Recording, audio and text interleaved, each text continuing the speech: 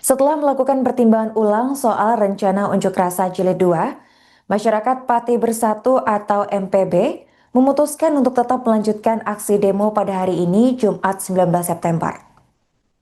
Akan tetapi demo yang awalnya direncanakan di kantor DPC Partai Gerindra dan PDIP itu kini bergeser ke depan gedung DPRD Pati.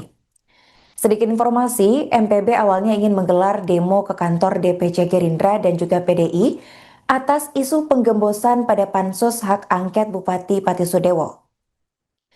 Penggembosan itu dikhawatirkan mempengaruhi Pansus Pemakzulan Sudewo sebagai Bupati Pati. Adapun surat pemberitahuan mengenai perubahan rencana aksi demo ini sudah disampaikan ke Polresta Pati pada Selasa 16 September. Menurut keterangan penanggung jawab Download Tribun X sekarang, menghadirkan lokal menjadi Indonesia.